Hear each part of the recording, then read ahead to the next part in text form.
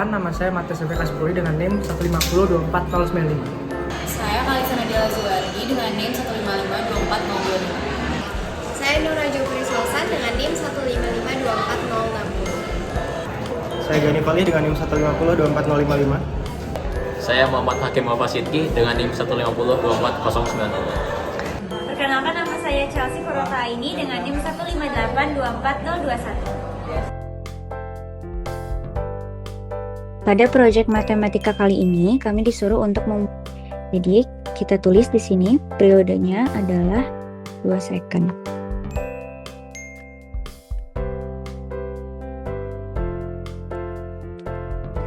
Kita akan membuat pendulum sikloid seperti yang kita garis warna merah.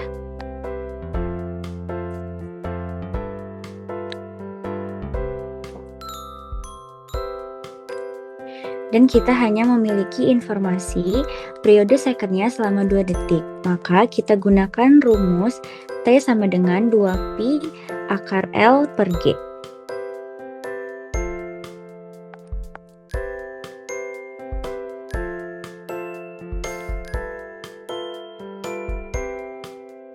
Dengan L adalah panjang tali pendulum dan G adalah gravitasinya.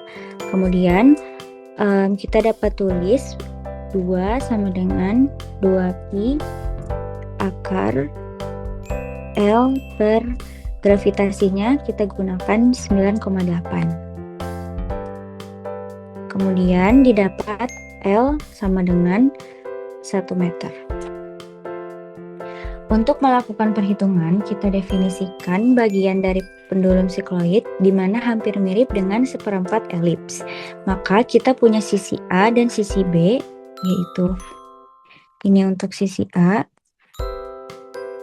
dan ini untuk sisi B-nya. Untuk mempermudah perhitungan, kita akan membuat sebuah lingkaran di antara kedua sisi dari pendulum sikloid ini. Kalau digambar itu adalah lingkaran yang bagian ini. Jika dari lingkaran ini kita didapatkan R, maka sisi A akan sama nilainya dengan 2 dikali jari-jari lingkaran tersebut.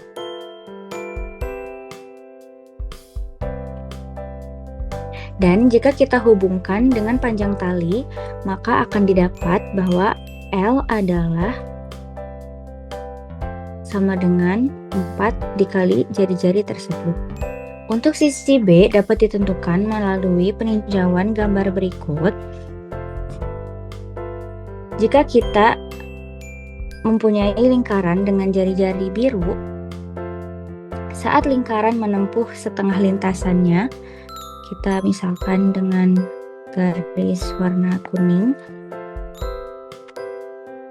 ganti jadi warna hijau.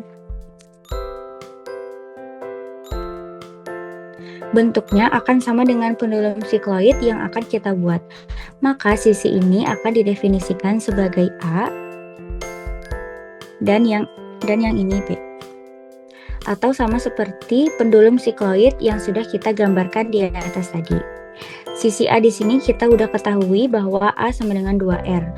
Maka sisi B kita dapat lihat saat lingkaran memutar melalui setengah lintasannya, yaitu dari sini ke sini. Panjang dari titik mula-mula sampai menuju titik setengah, maka ini akan sepanjang pi dikali dengan jari-jari lingkaran. Maka dari itu dapat kita simpulkan bahwa sisi B akan sama dengan pi dikali R. Kemudian karena kita sudah dapat tadi L-nya 1 meter, kita ketahui bahwa L tadi sama dengan 4R.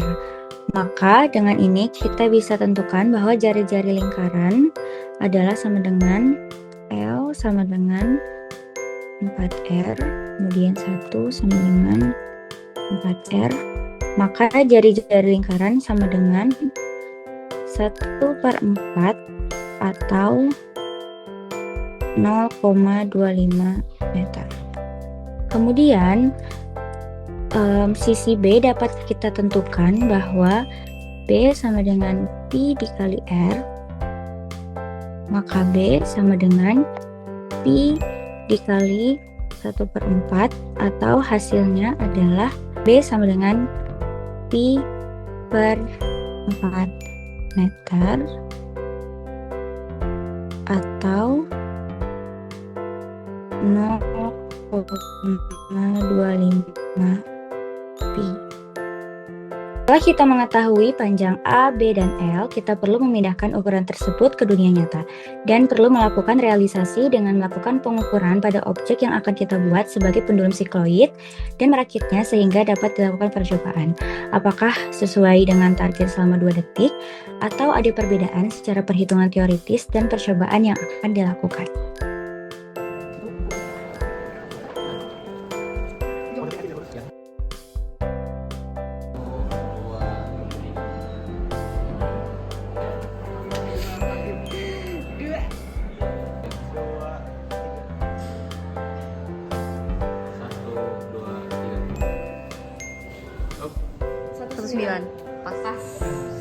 Dalam percobaan sebelumnya, terdapat beberapa sumber galat yang dapat mempengaruhi akurasi dari hasil percobaan. Yang pertama, ada kurangnya kalibrasi alat ukur. Lalu yang kedua, ada juga kesalahan dalam membaca skala selama proses pengukuran. Lalu yang ketiga, ada kekasaran permukaan yang menyebabkan meningkatnya gaya gesek antara permukaan papan dan tali, sehingga dapat mempengaruhi juga pergerakan dari bendanya sendiri. Lalu yang keempat, ada dalam proses pembuatan alat peraga yang kurang presisi.